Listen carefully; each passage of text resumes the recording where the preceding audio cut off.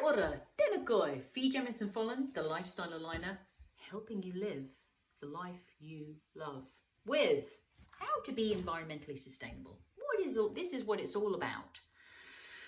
So my take on this is finding a way to minimize, for me personally, my impact, our impact on ourselves as a species and on the other other animals and plants who live on this planet.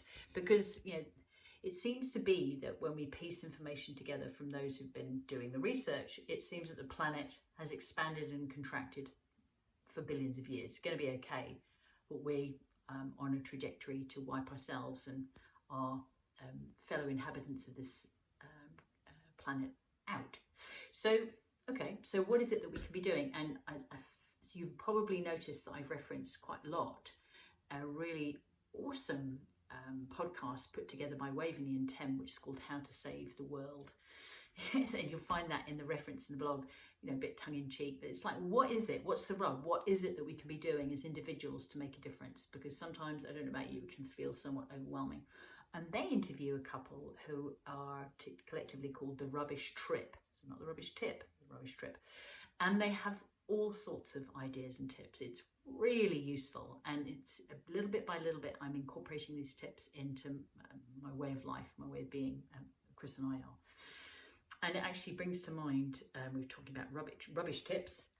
My sister, who's Sal down in Nelson, we were chatting the other day, and she was telling me about the trip that she took the kids on, because she's part of something called Enviro schools, which is helping the kids be more aware of our impact on the environment. And she took them to a rubbish tip to give them an insight. It was a really educational process. And things that they're doing there are extraordinary. Recycling green waste, making really high quality compost, filtering out seeds, keeping it enclosed. It's really awesome. And using cement that otherwise would go in landfills for building new areas where they can put more compost, new composting bays. Love that. They've got the methane that's coming off the decomposing rubbish, like huge wasteland. And what they do is they burn that because they need to. And then in the winter, 50% of that gets diverted to the hospital to heat it, which is so good, such a good idea. So to me, this is finding ways to use what it is that's a consequence of the waste that we produce. And it's pretty shocking. She was saying the kids could not believe that trucks were pulling up like every couple of moments, full trucks, and just tipping into this hole. And that hole is going to be at capacity apparently on or before 2040. So we don't have many years left, and then they're really not quite sure what to do next. Now that was Nelson. So here in Auckland, where we're based in the Auckland region, it's way bigger than that. So what do we do?